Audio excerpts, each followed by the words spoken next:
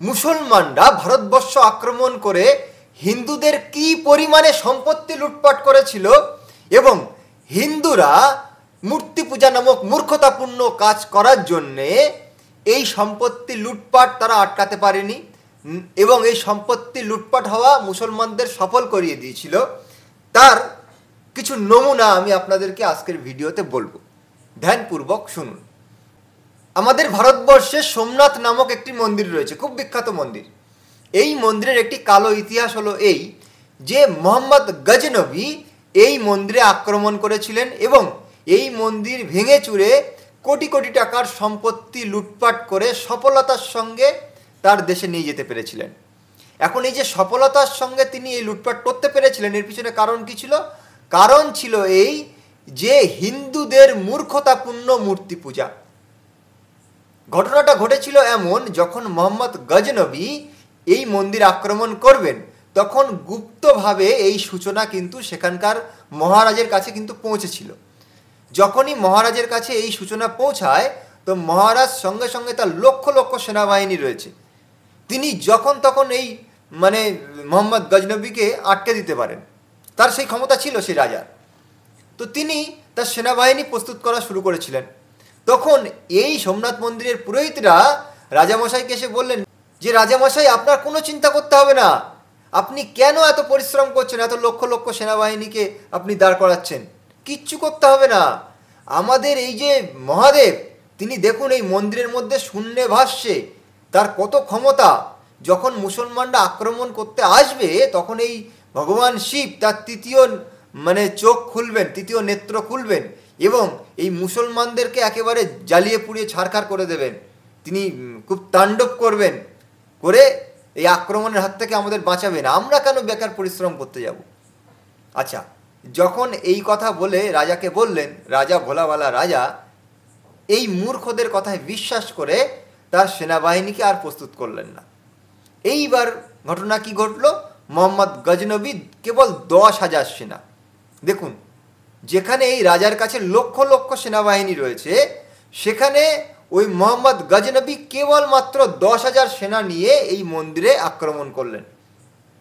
মন্দিরে যখন আক্রমণ করে মন্দির ভাঙাচুরা শুরু করে দিলেন, আর ওই যে ভগবান শিব শূন্যে ভাসছিলেন, বাস্তবে এই পুরোহিতরা কী করেছিল, উপরে আর নিচে চুম্বক লাগিয়ে মাঝখানে শিবকে রেখেছিল, যার কারণে শিব শূন্যে ভাসছিল।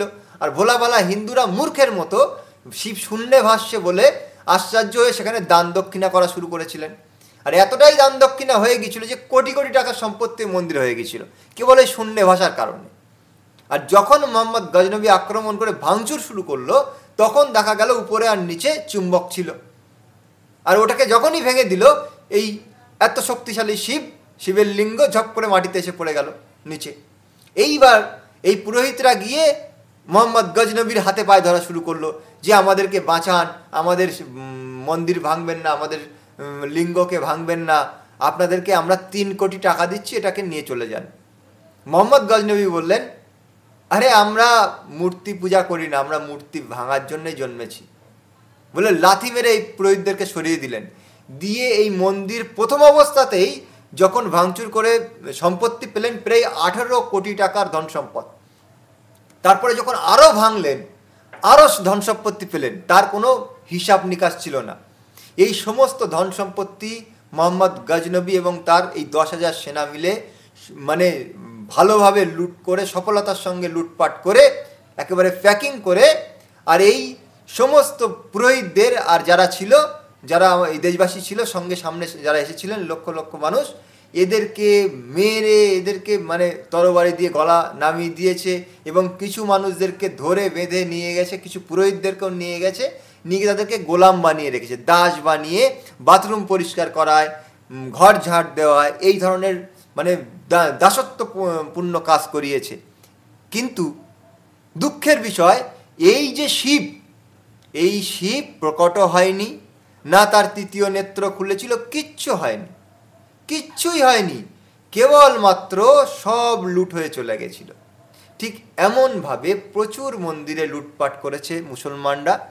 এই হিন্দুরা ওই মন্দিরের যে দেবতা, সেই দেবতা প্রকট হবে আর সেই আক্রমণকারীদেরকে রোধ করবে, এই চিন্তায় এই আশায় শুধু বসে বসে হায় হায় করেছে, হে শিব, হে ভগবান রক্ষা করো, এই করেছে। এরা যদি এই লক্ষ লক্ষ মানুষ যদি একটা করে ইটের ঢিল তুলে নিয়েও যদি এই 10,000 সেনার ওপরে যদি বর্ষণ করত, তো তারা সেখানেই মরে যেত। কিন্তু এরা এই মূর্তি পূজা করতে করতে এতটাই মূর্খ হয়ে গিয়েছিল যে তারা সব লুটপাট করে নিয়ে চলে যাচ্ছে, এদেরকে মেরে যাচ্ছে, এরা কিচ্ছুই করতে পারেনি, শুধু বসে বসে হায় হায় করেছে, হে ভগবান, হে শিব, আমাদেরকে বাঁচাও। তো এই হচ্ছে আমাদের হিন্দুদের মূর্খতাপূর্ণ ইতিহাস, যার কারণে বিদেশিরা বারবার আক্রমণ করেছে। তারা গরিব ছিল, এই দেশে আক্রমণ করে এই দেশের ধন সম্পদ নিয়ে তারা তাদের দেশের আধিপত্য বিস্তার করেছে, তাদের দেশ এখন উন্নত দেশ হয়ে গেছে। আর এই ভারতের হিন্দুদের এখনও ধন সম্পদ শেষ হয়নি, কিন্তু এখন এদের মূর্খতাও শেষ হয়নি।